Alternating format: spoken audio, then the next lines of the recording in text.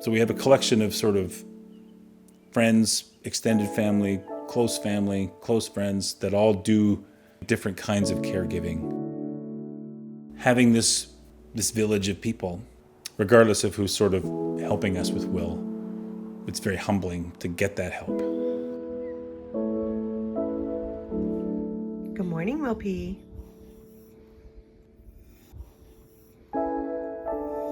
Are you ready to go see the Little Mermaid today? Yeah? Are you up?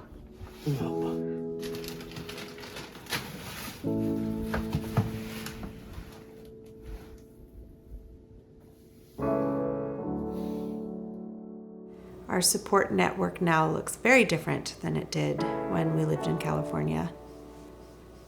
My mom, my grandparents, my sister, they were my rock, my foundation for everything. There's no way I could have raised William without them until I met my husband. We have a blended family. I had 2 kids from a previous marriage. She had 2 kids from a previous marriage. Now we've got this blended group. One of the interesting pieces of it, or the unique pieces of it, is William. William has big feels on both ends of the spectrum. So you always know exactly where he is. He's either, happy to see you and hugs you, or it's not a good time for anybody. Can I have your help today and mow the lawn? Well, you think about it. It doesn't take long. It's a beautiful day. I feel like William could be left alone in the house as long as nothing went wrong. He wouldn't know to call mom. He wouldn't know to dial 911. He doesn't have that ability. I go into work a couple days a week, but for the most part I'm at home because of Will. With William being out of school right now and on waiting lists for really any kind of day program, we rely on our grandparents, our moms, coming to visit. There's no other family that lives in town. I mean, we have our kids, but they also have lives and things that they need to do, so it's not like we could rely on them 100% of the time. Yeah, see you in a bit. Our oldest, Graham, and his partner, Abby, they live in Vancouver. Go get him, Wilpie! Vaughn just recently moved to Victoria to play rugby. Hannah, she's going to university and working full-time. Wake him up like at 10 or something. I can't promise that I'll be awake. Mom.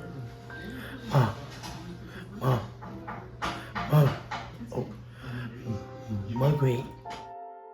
With Will's inability to communicate clearly, I always worry that something will happen to him and he won't have the words to be able to tell me what happened to him. Let's say we're going to go out for dinner, and if Lisa's not comfortable with who she's left him with or the situation, we're not going to enjoy ourselves anyways. So we might as well just stay home with Will. I was not quick to trust anyone, and it was really difficult for me to open up and let friends help with Will. Bye, Whoopi. It didn't come naturally, it didn't come easily, and it took repetitively being told from friends, don't worry, we've got him, go and enjoy. I've always felt like, Will is my responsibility.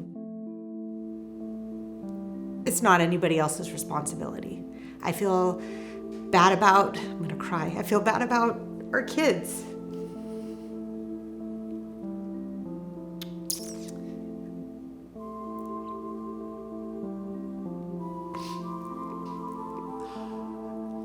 Well, I feel like,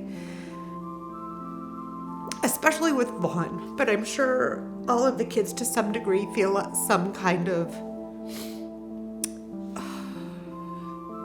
eminent responsibility to look after Will.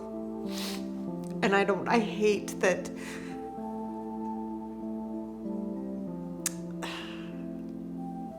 I just don't want them to be resentful.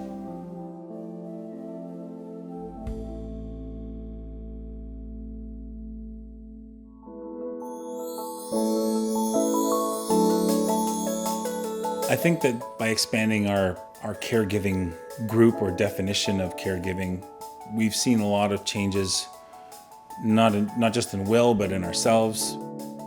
We give him opportunity to be with others, so he's forced to, forge a relationship on his own.